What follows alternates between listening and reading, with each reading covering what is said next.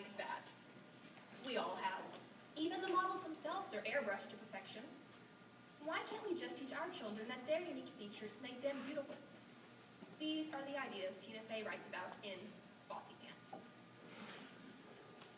When I was 13, I spent a weekend at the beach with my teenage cousin, Janet. In the space of 36 hours, she taught me everything I know about womanhood. One afternoon, a girl in a bikini walked by and my cousin Janet scoffed. Look at the hips on her. I panicked. What about the hips? Were they too big, too small? What were my hips? I didn't know hips could be a problem. I thought they was just fat or skinny. This was how I found out that there are an infinite number of things that can be incorrect on a woman's body. At any given moment on planet Earth, there's a woman buying a product to correct one of the following deficiencies. Big pores, oily T-zone, cankles, 5-head, lunch lady arms, breast too big, breast too small, one breast bigger than the other. Arched in my eyebrow, fupa, a delightfully crude acronym for protruding lower belly, muffin top, spider veins, thin lashes, bony knees, low hairline, calves too big, no calves at all, green undertones in my skin, and my personal favorite, bad nail beds. In hindsight, I'm pretty sure that Janet meant that the girl's hips were too wide. This was the late 70s, and the 70s were a small-eyed, thin-lipped, blonde woman's paradise. I remember watching Three's Company as a little brown-haired kid thinking, really? This is what we get?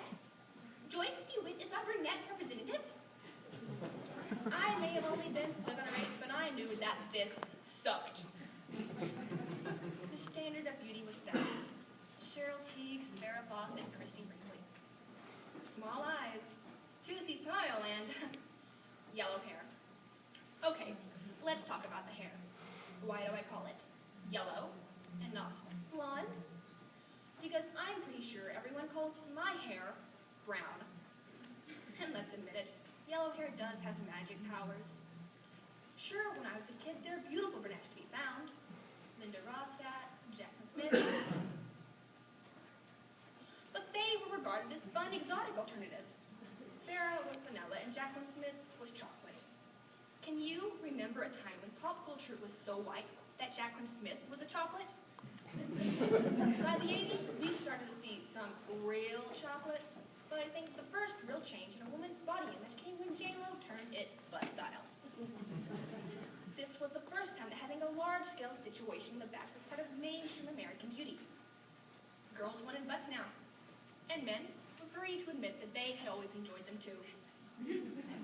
And then, what felt like moments later, boom, Beyonce brought in the leg meat.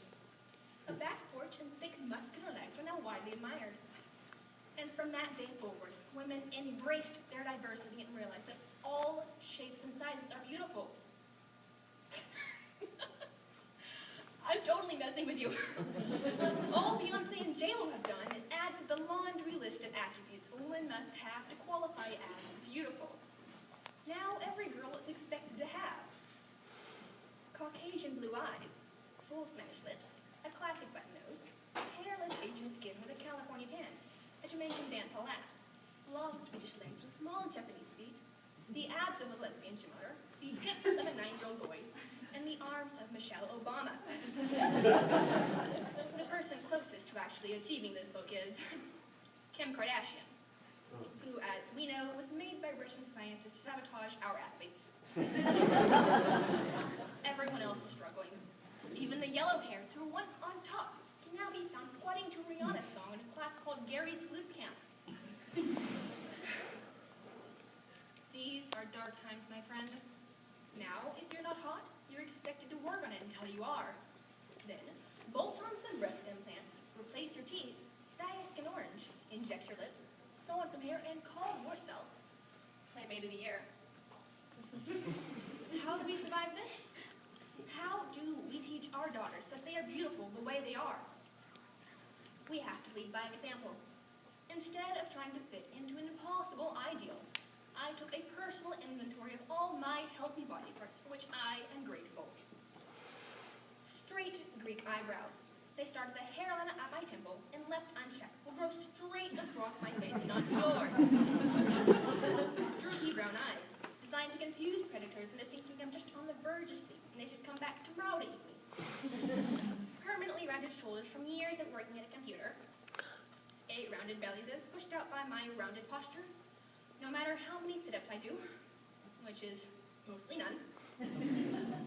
Good, strong legs with big gym teacher calves that I got from walking pigeon-toed my entire life. Wide German hips that look like somebody wrapped Pillsbury dough around a case of soda. And my father's feet. Flat, bony, and pale. I don't know how he even gets around because his feet are in my shoes. But you see, I wouldn't trade any of these features for anybody else's. I wouldn't even trade this acne scar on my right cheek because that recurring zit spent more time with me in college than any boy ever did. Or ever will. And at the end of the day, I'm happy to have my mother's eyes and my father's feet with me at all times.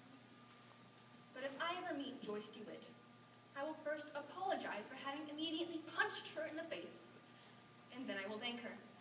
For although she looked like a Liza Minnelli doll that had been badly damaged in a fire, at least she didn't look like everyone else on TV.